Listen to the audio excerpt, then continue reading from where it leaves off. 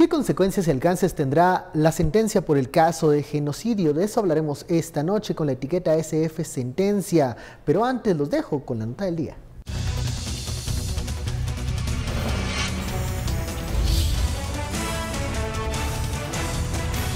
La resolución emitida en el caso por genocidio por el Tribunal B de mayor riesgo dio dos puntos principales. Uno, declaró inocente al general y jefe de inteligencia de 1982, José Mauricio Rodríguez Sánchez. El segundo, determinó que hubo genocidio y delitos de lesa humanidad contra el pueblo Ixil en Guatemala. Estas son las dos posturas. Que en Guatemala no hubo genocidio.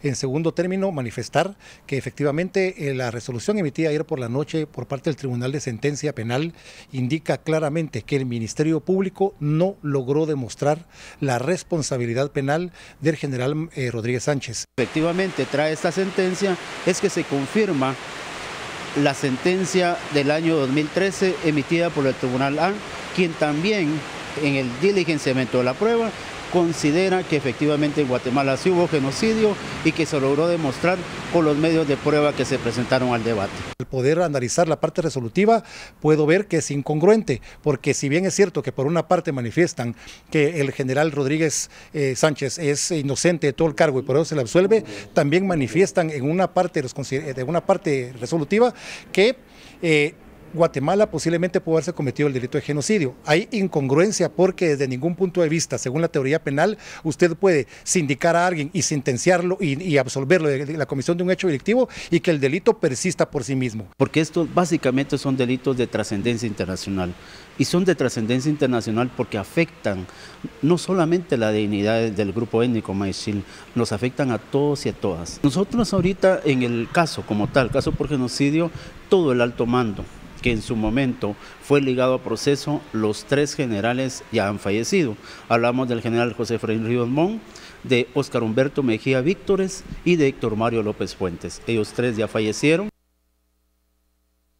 Bienvenidos a Sin Filtro, la etiqueta SF Sentencia. Hablamos de las implicaciones y alcances de la sentencia de genocidio que se resolvió ayer por la noche en el Tribunal B de mayor riesgo. ¿Qué implicaciones tiene y qué pasó con esa sentencia? Hay quienes ya están divididos a favor y en contra de lo que resolvieron los jueces ayer en la noche. De eso hablaremos. Usted puede enviar sus comentarios y opiniones con la etiqueta SF Sentencia. Para ello tenemos en el estudio al abogado constitucionalista Carlos Besares. Muy buenas noches. Buenas noches. Nos acompaña también nuestro analista Daniel Herring. Buenas noches. Buenas noches, Dan. Comenzamos con las primeras impresiones de este segundo juicio por el caso de genocidio.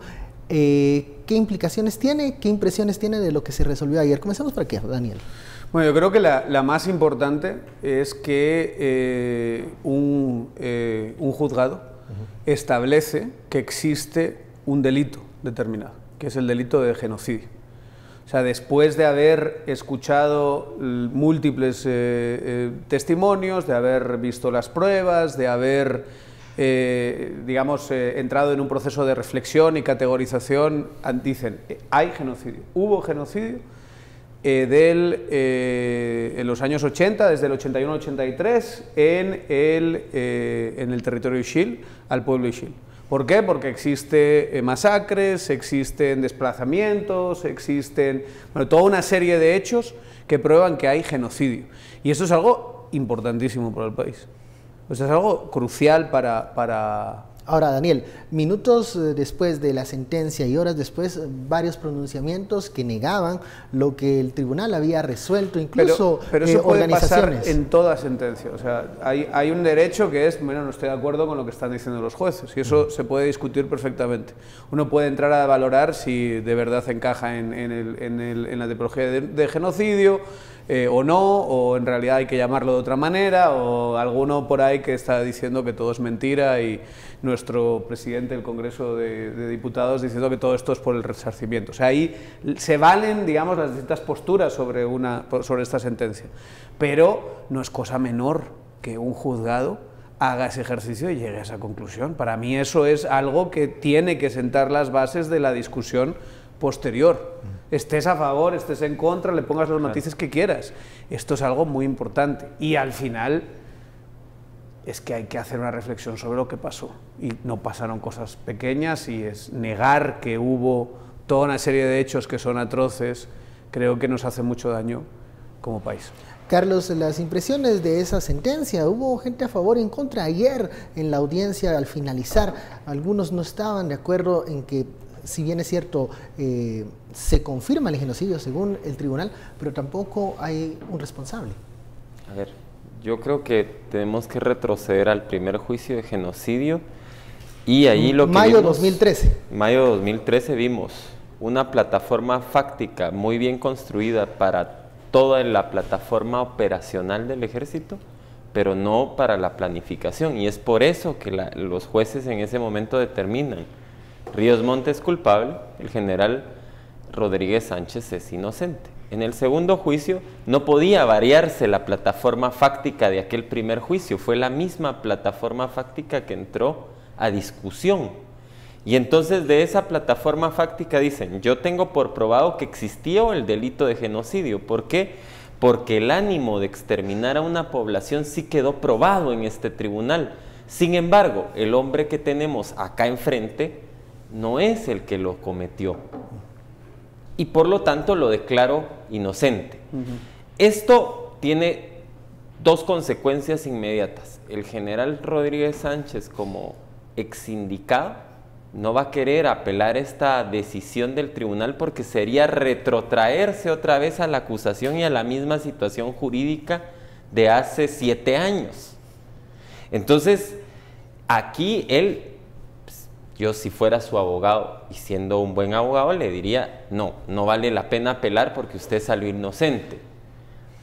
Y entonces esto lo que deja es abierta la discusión sobre esos hechos que el tribunal de sentencia dijo: lo declaro verdad histórica, hubo genocidio.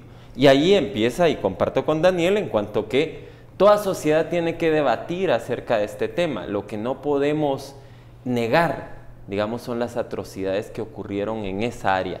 Podemos discutir si el delito es o no genocidio, lo podemos discutir, pero lesa humanidad sí que es, y eso es indiscutible. O sea, de entrada, no, el hecho de que el general Rodríguez Sánchez en 2013 hubiese sido declarado inocente era una premisa de que en este segundo juicio eso iba a pasar. No, es que digamos que cada juicio se vuelve a correr la prueba, digamos. Y comienza por lo tanto, de cero, digamos. Comienza de cero y frente al tribunal nace la prueba.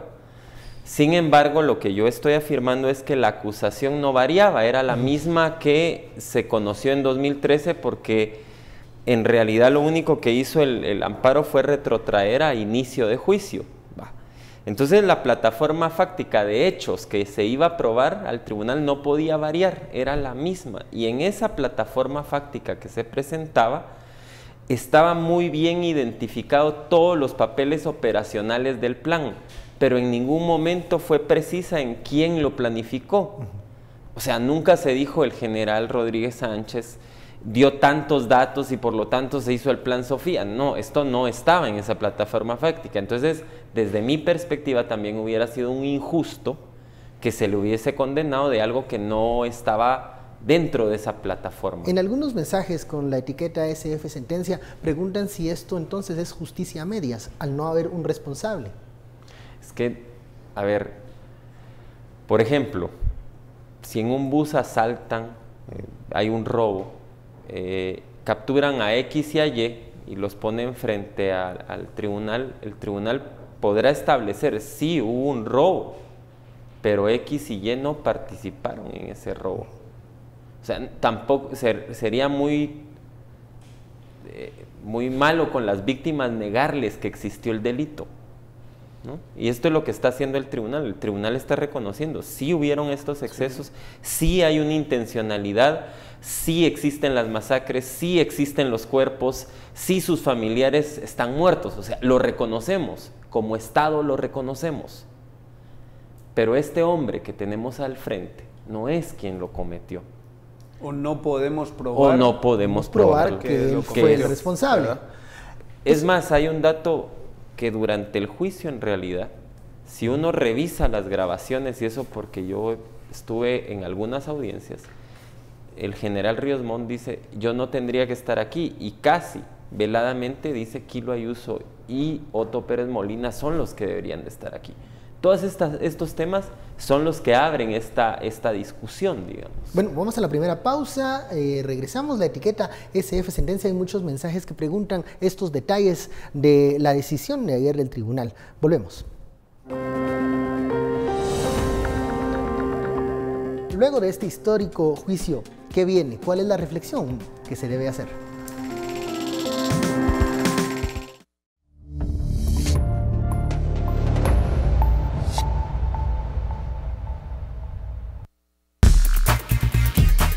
Hay dos facetas, una que se reconoce la existencia de genocidio, si hubo, no fue por unanimidad el fallo de genocidio, y ya la responsabilidad que fue absuelto en cuanto al procesado hoy día, pues fue por un voto dividido.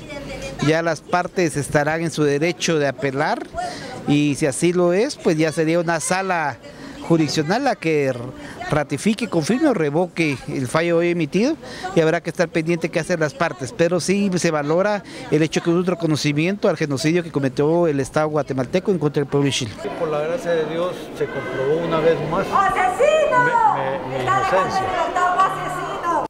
¿Qué opina del fallo disidente de la jueza Sara Yoc? Una jueza... Mire, nunca podemos estar de acuerdo todos. Si yo les pregunto a ustedes, ¿qué hacemos hoy en la noche? Unos quieren ir al cine. Mejor, muchas gracias. Continuamos en un rato, continuamos. Regresamos a Sin Filtro, la etiqueta SF Sentencia. Daniel, sin duda este es un tema que divide las opiniones, pero no estamos en el nivel de crispación del 2013. ¿Es el elemento del general Ríos Montt lo que aumentaba en aquel momento esos niveles? Tu aseveración de que no estamos en el mismo nivel de crispación en este tema. Porque a lo mejor no estoy hablando de los otros, pero digamos, la sentencia ayer del caso de genocidio, yo no la puedo comparar a aquellos niveles de mayo de 2013. Obviamente el general de inteligencia no tiene el mismo perfil que Ríos Montt. Ríos Montt tenía otra clase de connotaciones políticas, otra clase de odios y de amores políticos que no han tenido este caso. De hecho, este caso, el transcurso del caso ha pasado muy por debajo de la mesa, sin atención mediática, ¿verdad? También porque está dividida esa atención mediática, está puesta en la lucha contra la corrupción. Pero definitivamente me parece que esto viene como a tensar un poquito más la cuerda porque, casualidad o no, yo diría que no lo es, están los bandos, digamos, parecen estar muy definidos en el mismo sentido, vamos a decirlo así. O sea, es como que precisamente porque afecta a una parte de la élite militar esta clase de casos y afecta a una parte de la élite militar los casos también de corrupción, creo que eso también ayuda a que se tense la cuerda en ese sentido, sin que esto debiera ser, sinceramente, esto no debería ser algo de ideologías, no debería serlo. O sea, sentarnos a hablar y decir qué pasó al principio de los años 80, qué clase de hechos podemos probar, y eso volviendo a la primera intervención, o sea, qué es lo que hemos escuchado. Y cuando te lees esas partes de la sentencia, donde los jueces empiezan a relatar los distintos testimonios que se van recogiendo, las distintas pruebas, evidencias que hay de lo que pasó, digamos, ¿quién no se conmueve por eso? Ahora, o sea, a mí me parece mirar hacia otro lado y decir que esto es una especie de cuento, invento que alguien se ha sacado de la manga, es algo increíblemente dañino. ¿Qué se puede cuestionar de estos hechos y qué serían elementos que deberían, yo creo, no separar a la sociedad, sino unirla? Yo creo que Carlos tiene muchísima más autoridad para hablar de estos temas. Yo estaría, creo que en la misma línea. Yo creo que no puedes negar que hubo crímenes de lesa humanidad. Yo creo que ahí hay un debate sobre si, sobre todo teniendo en cuenta la intencionalidad de exterminar a los ixiles, ya sea total o parcialmente, si se puede catalogar como genocidio. Creo que ahí hay un debate, pero vamos, al final del día lo que hay que mirar son los hechos, y los hechos son desplazamientos, los hechos son quemar casas, los hechos son violaciones, los hechos son personas que tienen que huir a unas montañas y donde prácticamente se mueren de hambre. Esos son los hechos. Digamos, si después hay una discusión sobre si entra dentro de esta tipología o no, pues es importante, pero yo siento que lo verdaderamente importante es mirar y decir, el Estado, a través del ejército, cometió esa clase de atrocidades. Y el argumento paracuandista aplicado a esto, pues es igual de malo que el argumento paracuandista aplicado al tema de lucha contra la corrupción. Es decir, no, hubo crímenes de lesa humanidad, hubo desapariciones forzadas, hubo crímenes por parte de la guerrilla, por supuesto que sí, pero fíjate en este. O sea, que no sea una excusa para obviar esto que está diciendo esta sentencia, y no intentes demeritar esta sentencia porque hay ahí fuera alguien que no ha sido juzgado por un crimen, porque también del otro lado seguramente hay. Carlos. Yo creo en este tema que el primer paso para una reconciliación es la aceptación. O sea, es muy difícil cuando las personas niegan lo que sucedió. Yo en la tarde estaba revisando mi tesis porque recordaba una frase que cité en mi tesis, y era Francisco Bianchi, que era vocero del gobierno de Ríos Montt, al New York Times le declara: bueno, la subversión convenció a muchos indios y entonces, como estábamos matando subversivos, matamos indios. Así de crudo lo dijo en el New York Times. ¿Cuál es mi deseo como guatemalteco con todo esto, y que los tribunales han hecho su trabajo y no somos quienes para decir estaba bien, no estaba mal, porque ellos son los que tuvieron la prueba enfrente? Es cómo de aquí, de este punto de aceptar que existió, podemos reconciliarnos. ¿Cuáles son los caminos para crear país? ¿Cuáles son los caminos para crear república? ¿Cuáles son los caminos para que el despegue de toda la ciudadanía sea igual al inicio, aunque al final no lo sea igual? Es decir, ¿cómo creamos esas condiciones para que todos en este país tengan oportunidades de desarrollo? Esas son las discusiones que esperaría de este punto hacia adelante. Pero Carlos, este fallo ayer de los jueces abre la puerta para en el futuro otros procesos para hallar culpables, responsables directos, aterrizar, digamos, este tipo de delito. Es que por eso porque hablaba quienes critican el fallo creen que esta es una oportunidad que podría dividir más a la población en el futuro. No, yo lo que creería es que obviamente digamos, habría que regresar esos testimonios que estaba diciendo yo, que existieron en 2013, y en ese momento se hablaban de los operativos. Y claro, Hosto Pérez Molina era el presidente de la República, ¿no? Era muy complicado en ese momento, pero obviamente hubo personas operativas, y es lo mismo que el general Rodríguez Sánchez dijo durante sus testimonios: yo no operé, yo no estuve allí, yo no fui operativo. Es decir, todavía nos queda esa fase, digamos, de responsables, y que eso, por supuesto, va a cerrar las heridas de las víctimas. Mi reflexión iba más allá como país, digamos, porque difícil es dialogar con una persona que ostenta el cargo más alto de uno de los poderes de Estado, que dice: esto es un circo para los resarcimientos. Esto no ayuda a la conciliación. No, porque el proceso tiene que ser fundamentalmente político.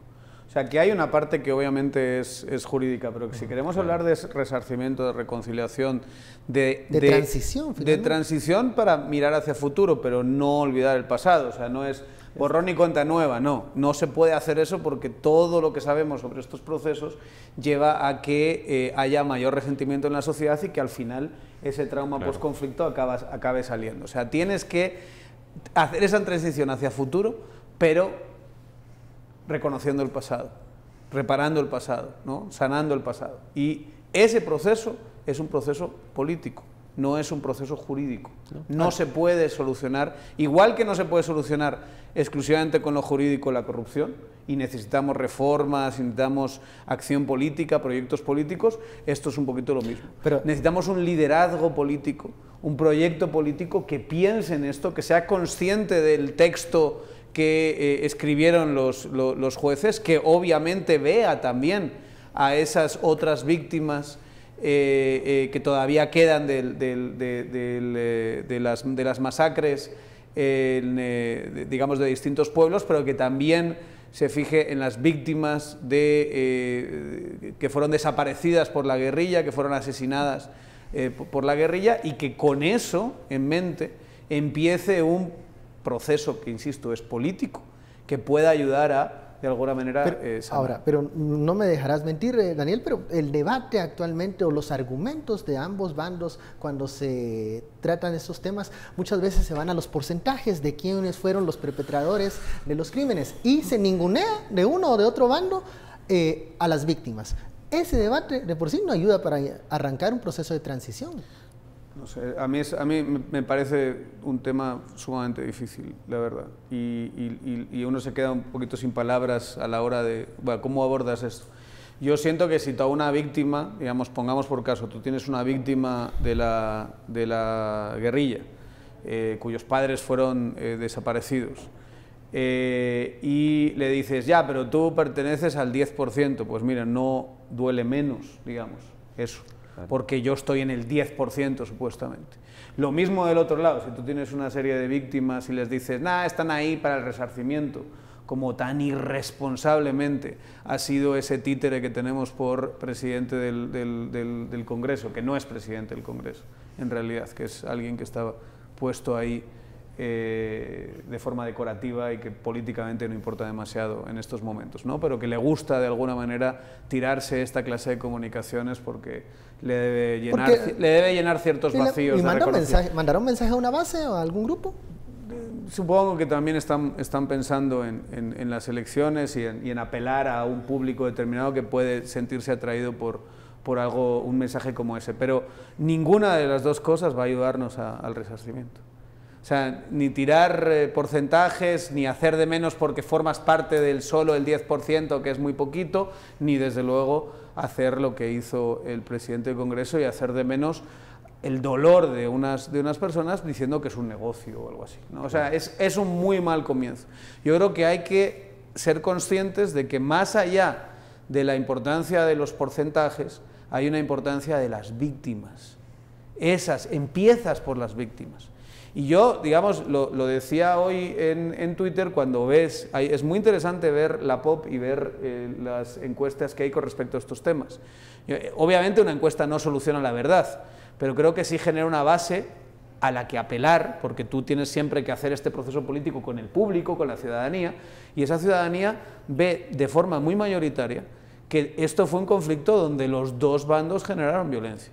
Sin meterse en porcentajes y cosas así, creo que es un lugar donde empezar. Hubo violencia de las dos partes, ahora empecemos a determinar cómo reparamos y cómo pensamos en las víctimas, que de alguna manera las víctimas cuenten su historia, porque creo que hay víctimas muy silenciadas en ambos bandos, y en algunos casos incluso víctimas que se han silenciado a sí mismas, que han considerado que tienen que llevar esto como una especie de lucha que todavía dura hoy, y no tiene que ser así. Esto tiene que salir de alguna manera, tiene que formar parte del debate lo más público posible. O sea, en ciertos sentidos se tiene que mediatizar, y tienen que mediatizar estas historias para que las conozca la mayor cantidad de gente posible. Y luego, obviamente, ahí juega un papel muy importante la verdad histórica, y hay una reflexión que hay que hacer con respecto a los crímenes de la guerrilla versus los crímenes del ejército, cómo hay una diferencia que sea de un grupo que es no estatal a un grupo que es estatal, en fin, hay muchísimas otras consideraciones.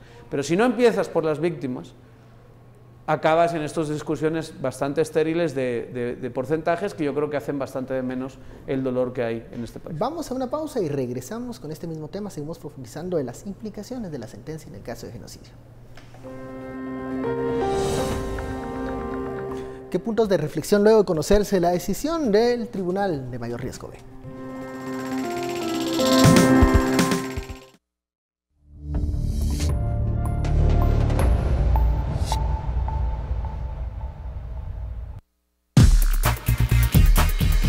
creemos en la inocencia del general Rodríguez Sánchez. Realmente la posición que él ocupaba, el cargo que él tenía en la época en que se le pretendía acusar, él era un oficial de Estado Mayor, su trabajo era eminentemente de asesoramiento y trabajo de oficina en el Estado Mayor. El general Rodríguez Sánchez primero está siendo liberado en segunda oportunidad.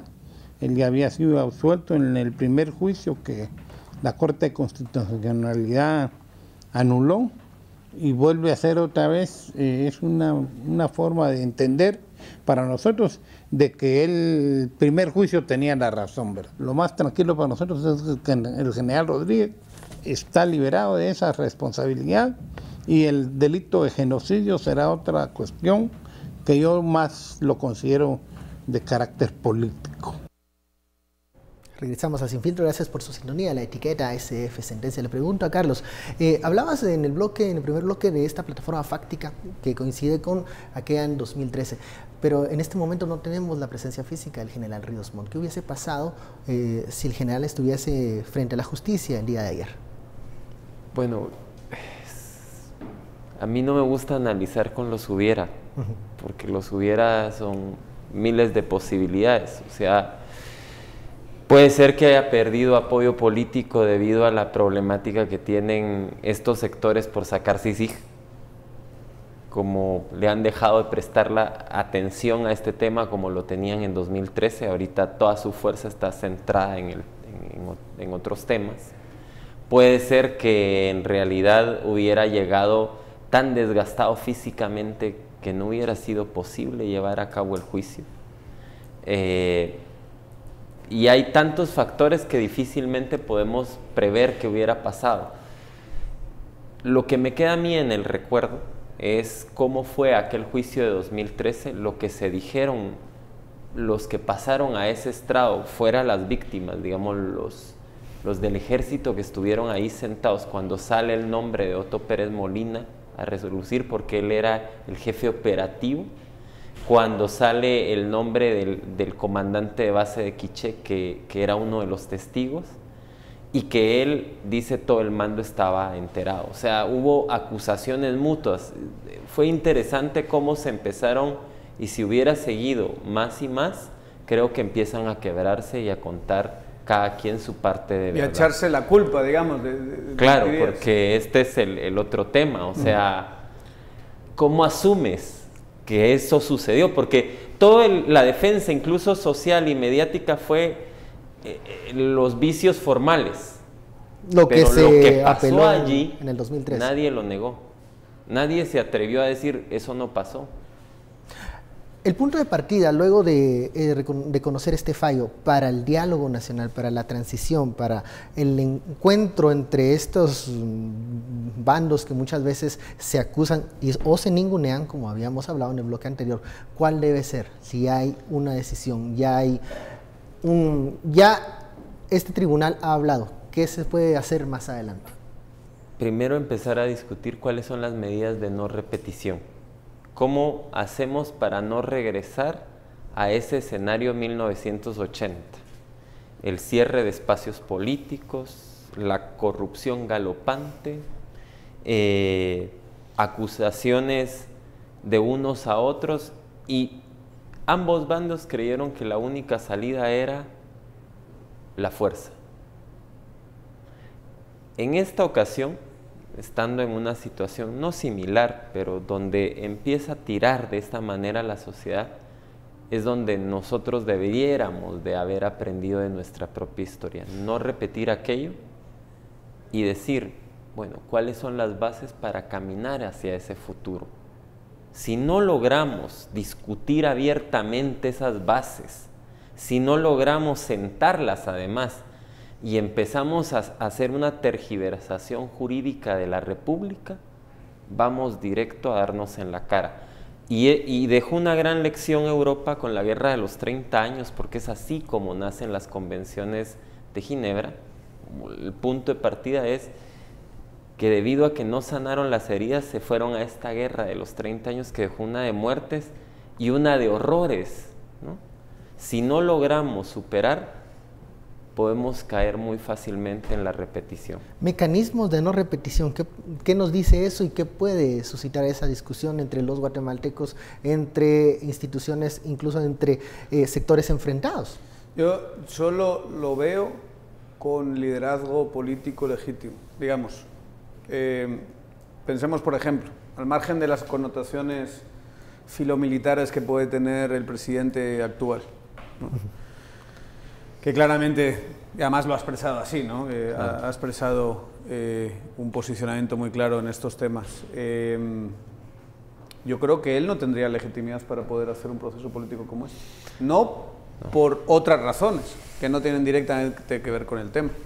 O sea, lo que nos falta mucho, como el proceso es político, y tenemos una clase política que se atrinchera en sus privilegios, que, digamos, encuentra las fórmulas para sacar los votos suficientes para tener una curul en el Congreso o para mover determinadas redes y llegar a la presidencia, y esa clase política automáticamente empieza a perder legitimidad en cuanto ejerce el poder. Y es muy mal vista por los guatemaltecos porque no tiene resultados, vamos a decirlo así. En servicios y demás. Este presidente está en un 15% de aprobación, o sea, está muy bajito.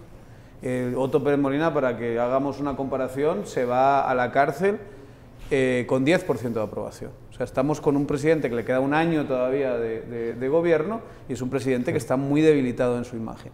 Ahora mismo, de repente, este presidente se va a poner a hacer todo un proceso de reconciliación y resarcimiento. No va a pasar.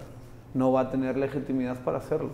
Entonces, o tienes proyectos políticos, y esa es la esperanza de 2019, o surge proyecto político que pueda tener una aceptación más amplia de lo normal y pueda tener, por lo tanto, una legitimidad porque está, de alguna manera, planteando cierta profundidad en estos temas, o no va a pasar tal y como está nuestra institucionalidad ahora mismo. ¿Qué pasa si el líder político que resulta electo en las elecciones en 2019 pasa por alto este tema? No lo ve como una prioridad. ¿Qué va a suceder con este discurso? ¿Qué va a suceder con el tema de la justicia transicional? Lo que pasa es que, a ver, estas son tensiones acumuladas y se van a seguir acumulando hasta que choquen en diversos temas. Es decir, en realidad, si no logramos darle válvulas de escape a estos temas, tarde o temprano vamos a empezar ¿Seguirá el enfrentamiento? Seguiría el enfrentamiento y el choque. Entonces, cuando yo decía cómo las medidas de repetición, primero lo básico es reconocer qué pasó. Ya, reconocimos qué pasó. Entonces, ¿cómo construimos desde esta simiente casa? Es decir, ya tenemos unas simientes, ¿qué paredes le queremos poner? Educación, salud, ¿qué más? Participación política, efectivamente que los partidos no sean esos vehículos de venta de curules. ¿Qué llantas queremos para estos vehículos? O sea, ¿cómo nos vamos a construir hacia ese futuro soñado? Esas son las grandes preguntas que se tienen que contestar en el proceso electoral de 2019. ¿Qué Guatemala es la que estamos esperando? ¿Qué tan prioritario es el tema del conflicto, del resarcimiento, de la reconciliación para el guatemalteco, para el votante? No lo sabemos, creo que no hay ningún estudio que diga eso, mira, o algún dato yo que creo nos que sí, que creo nos dé que luz. sí tenemos datos importantes que nos pueden dar luz. Por ejemplo, hay un dato muy importante y es que es una población increíblemente joven, la del guatemalteco. O sea, el porcentaje, y esto cada 4 años es aún más profundo, el porcentaje de jóvenes que no tuvieron una experiencia directa en estos hechos que se están relatando, que no se acuerdan, digamos, de ese proceso del 81 al 83 y no lo vivieron de una manera directa o indirecta, es cada vez mayor, digamos. Entonces, obviamente eso no significa que no sea importante para una sociedad tan joven, pero van a tener unas perspectivas, sobre todo, que vienen de experiencias familiares, de sus padres y demás, y nunca se va a ver con la misma clase de intensidad. Entonces, seguramente, y además tenemos un sistema educativo que no es tan bueno, entonces eso tiende a llevar al olvido, a darle menos importancia a estas cosas, ¿verdad? Entonces también eso sería que tomase el gobierno una agenda para dar a conocer todos estos procesos y para informar a la mayor parte de su población, pero por mucho la mayor parte, o sea, no tengo los datos aquí, pero menores de 35 años debemos estar hablando del 70% de los guatemaltecos son menores de 35 años, eso es una gran mayoría. Entonces, hasta qué punto vamos a tener esa clase de voluntad política, no lo sé. Si te refieres al proceso electoral, no creo que sea central en el proceso electoral, pero cuando uno ve ciertas encuestas, te das cuenta que a lo mejor los discursos dominantes, o dicho en lenguaje marxista, los hegemónicos, digamos, no son necesariamente los que están reflejados en las encuestas de opinión, ¿no? O sea, los discursos mediáticos, vamos a decirlo así, porque hegemónico sería otra cosa, pero el discurso mediático que tiene mayor presencia invitaría a pensar, por ejemplo, que, no sé, por ejemplo, que hay una mayor cantidad de guatemaltecos que piensa que no hubo genocidio. Pero el 60% de los guatemaltecos, 58% según la POP, piensan que sí hubo genocidio en el Triángulo Ixil en la época de Ríos Montt. Eso te lo dice la POP. ¿Qué más te dice la POP? La POP te dice, por ejemplo, que, aunque no sea un tema directo, pero que yo creo que es un dato interesante a tener en cuenta, te dice que el 80% de los guatemaltecos está por la labor de incorporar justicia indígena al sistema judicial, que es un dato muy sorprendente teniendo en cuenta el debate que habíamos tenido. Y luego el dato que yo les estaba tirando antes, y es que el 78, 76% de los guatemaltecos piensa que hubo violencia de los dos bandos, y luego de ahí lo que queda se reparte casi mitad a mitad entre más inclinado a la guerrilla y más inclinado al ejército. Entonces yo creo que eso, para mí, esas son las bases sobre la que tienes el análisis, lo tienes que hacer sobre ahí y tienes que empezar a comenzar ese proceso. Es decir, yo creo que el guatemalteco, al contrario de lo que piensa mucha gente, sí podría estar dispuesto a tener una conversación franca sobre estas cosas. O sea, no creo que por una cuestión sobre todo de élites políticas y económicas, o sea, de las personas que mandan en este país, son personas que tienen una generación que sí tuvo una experiencia directa del conflicto. Entonces, esa generación de alguna manera tiene unos traumas más intensos que hacen que dé la sensación de que el debate está muy anquilosado y que no toquemos esas cosas. Pero cuando ves esa clase de encuestas, creo que te das cuenta que la sociedad, si le das una oportunidad, si tienes el liderazgo político para hacerlo, creo que se abrirían espacios que nos sorprenderían. Un liderazgo político que también se debe traducir en políticas y, por ejemplo, cuando vemos el tema educativo, ¿qué se le enseña a los niños de lo ocurrido durante esos 36 años de lucha fratricida? Aún hay quienes dudan de ciertos capítulos de la historia. Y la verdad es que en varios centros educativos esto pasa por alto. Hacia adelante, hacia esa juventud, esa nueva generación que va a aprender de lo ocurrido para la garantía de la no repetición, ¿qué elementos son los que se deben de transmitir a los jóvenes? O sea, a ver, yo creo que sobre todo los hechos, sin calificaciones ideológicas, a ver, si Alemania, posterior a 1945, hubiera empezado a negar todo lo que ocurrió, no hubiera logrado levantar y no hubiera sido la sociedad que hoy es. O sea, mucho de lo que hoy es la aceptación de lo que ahí ocurrió. Sí. Y digamos un proceso lo que lo muy provocó, duro, y es muy duro de aceptar. Sí. Pero, ¿qué fue aquello que llevó a Hitler al poder? ¿Qué fue lo que lo hizo llegar y lo que nos hizo convencernos de que aquello era bueno? Revisarlo una y otra vez precisamente... Sí. Para poder tener respuestas. Y no para justificarlo, pero sí para explicarlo. No, para explicarlo. Eso está mucho en el sistema educativo alemán, es que hay un proceso para entender los procesos las razones históricos por las cuales llevaron a eso. Eso no significa justificar lo que pasó, que fue absolutamente atroz. Por supuesto, y digamos, o como lo dice mi esposa, digamos, cuando estudian desde Italia la Segunda Guerra Mundial, es que nadie paró a Hitler en toda Europa porque al final, de alguna manera, a todos les gustaba el discurso porque la pobreza era real, lo que él estaba denunciando era real, o sea... Y el apoyo popular en aquel entonces era real. Era real. Entonces, ¿Qué fue lo que ahí ocurrió? Hay que estudiarlo una y otra vez precisamente para poder tomar un camino de no regresar allí y cómo caminamos al futuro. Por eso yo hablaba mucho de qué queremos esa Guatemala soñada. Obviamente no queremos esa Guatemala que fue de cierre de espacios políticos, que fue de extremas pobrezas, que fue de mucha discriminación y que lo que provocó fue que ambas partes llegaron a la conclusión que solo podía ser el camino de la fuerza la solución. Mientras no lleguemos a ese punto y sigamos pensando que la democracia es el camino de solución a nuestros conflictos, bueno, un paso adelante vamos. Hacemos una pausa, la etiqueta SF Sentencia, regresamos. Conclusiones del tema de la sentencia y también qué sucede en el Congreso de la República. Los diputados apuestan a la reforma electoral de la tercera generación.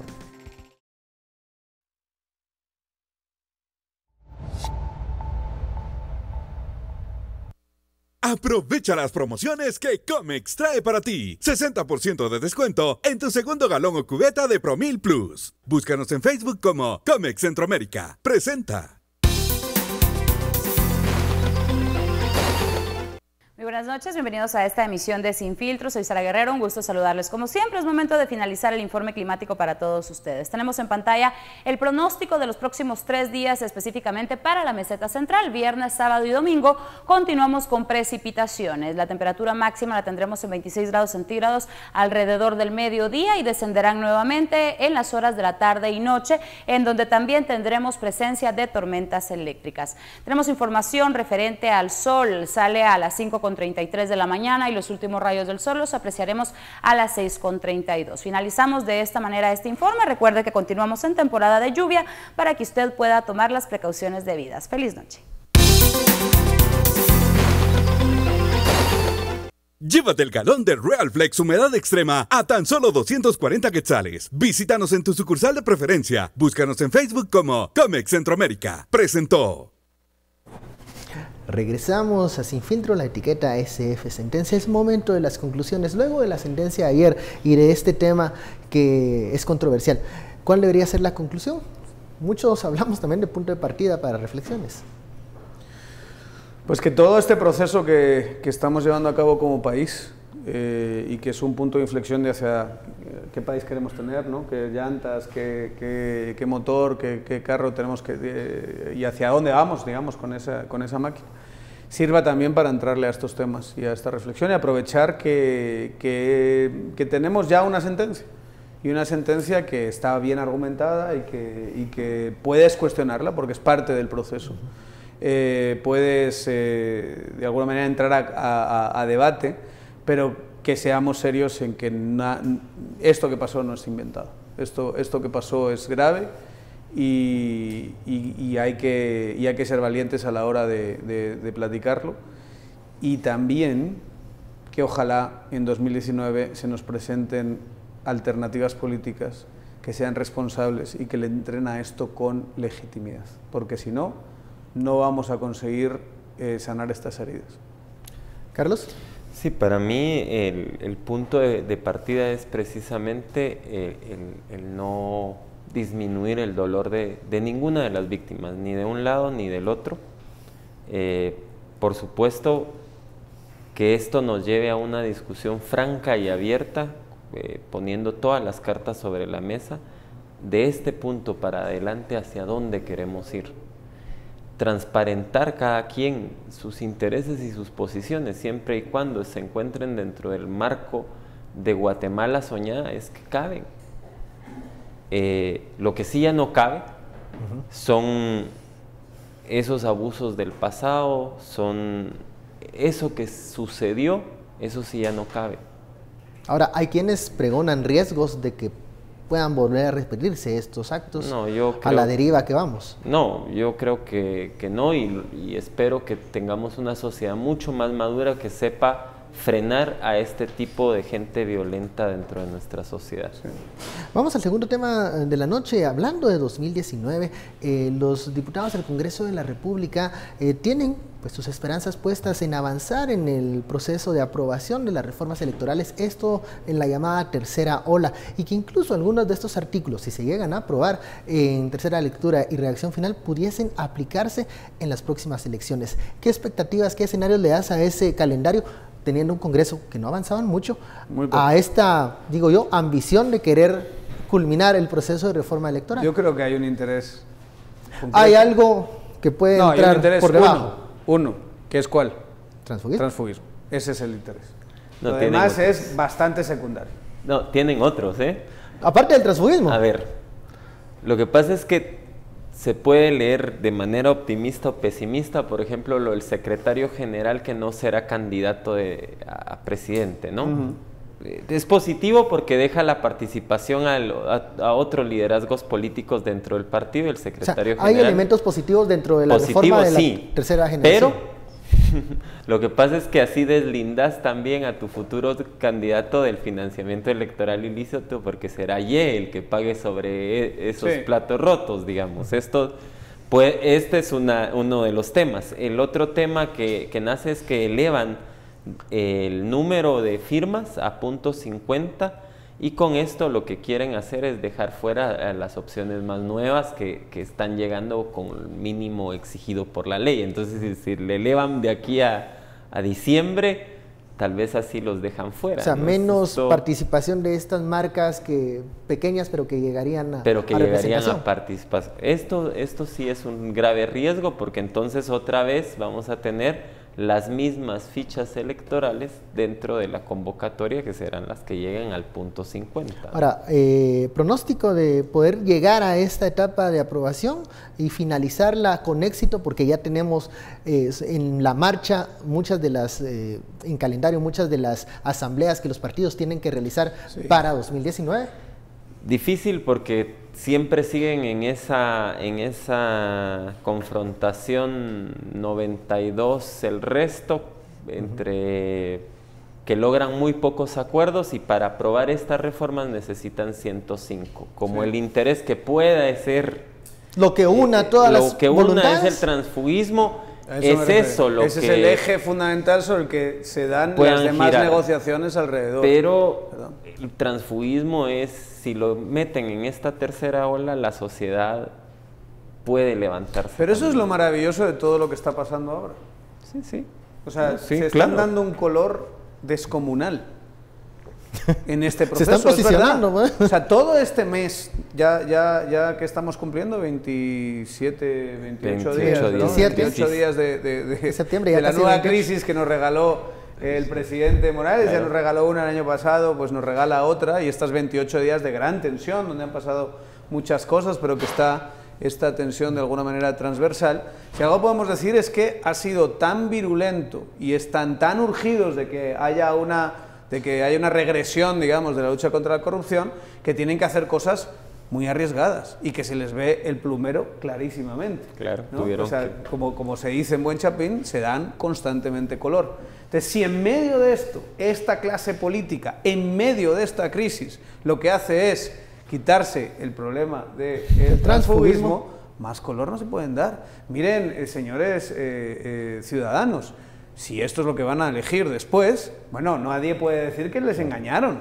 Si hacen de esta reforma electoral un caballo de Troya, donde meten el transfugismo. Yo estoy de acuerdo, no se va a hablar de otra cosa, se va a hablar del transfugismo. Ese va a ser el núcleo central donde van a tener que asumir todos esos costos. ¿Están dispuestos, sobre todo los distritales, que tienen un costo mayor, digamos? Los del Estado Nacional, pues los metes ahí con la esperanza de que el 1, 2, 3 entren. Pero el que sobre todo encabeza las listas del listado distrital, ¿está dispuesto a asumir ese costo? Carlos. Te voy a poner un ejemplo. Edwin Martínez de la NAM sale diciendo hace pocos días que instan al presidente a respetar la Constitución y a respetar el fallo de la CC, y que no van a respaldar al presidente en esta desobediencia. ¿Por qué lo hacen? Porque obviamente el montón de alcaldes quieren volver a reelegirse, y hoy en los pueblos sí es importante quién está a favor y quién está en contra de sí. ¿Por qué? Porque si no, tus opositores en la localidad van a decir: vos sos anti-Sisi, por lo tanto es que sos corrupto, y eso en los pueblos sí pega. Entonces yo creo que nadie está dispuesto a arriesgar ya más el pellejo. Veremos qué pasa. No, y por eso es tan interesante esta crisis, porque según avanzan los días, está más cerca el proceso electoral y esto le va a pasar al presidente y hay que decírselo. No nos va a creer, pero hay que decírselo. Presidente, cuanto más avancen los días, menos gente va a tener subida a su barco. Más gente va a estar dispuesta a empujarle y que sea usted el que sea el ariete de todo esto y no quemarse ellos. Y ya cuando entre enero de 2019, ya todo el mundo le va a abandonar. Y como están las encuestas, todos los candidatos que usted creía que le iban a apoyar, le van a estar dando como si fuese una piñata. Porque es usted, en realidad, con todo el respeto del mundo, tóxico electoralmente. Cuando tienes un nivel de aprobación tan bajo, no quieres que te asocien con él. Bueno, ¿quieres que te asocien con otra cosa? Algo de eso evidenció el mensaje de Edwin Escobar. Bueno, hemos terminado ya este espacio de análisis. Muchísimas gracias, Daniel. Carlos, vamos ya con María René. Bueno, y antes de despedirnos, le vamos a dejar con algo que quizá le va a sorprender. En Dubái han colocado a la venta un par de zapatos. Están hechos de oro, de seda, de diamantes y otros preciosos materiales y están valorados en nada más y nada menos que 17 millones de dólares. Un par de zapatos lujosos a la venta en Dubái. Hechos de cuero, seda, oro y diamantes, valen 17 millones de dólares. Dubái es la ciudad de los millonarios y multimillonarios, entonces vemos un mercado potencial en toda la región del Golfo y Arabia Saudita. El par de tacones está expuesto desde el miércoles en Burj Al Arab, uno de los numerosos hoteles de lujo de Dubái. Cuentan con 236 diamantes pequeños y 2 de 15 quilates sin defectos, es decir, incoloros y de muy alta calidad. Los zapatos fueron diseñados y fabricados en Italia para la marca Yada Dubai. Ahora sí nos despedimos de esta emisión de Noticiero Guatevisión y de este análisis de Sin Filtro. Gracias por habernos acompañado. Esperamos que pase una muy feliz noche y desde ya le estamos deseando un excelente viernes. Que descanse.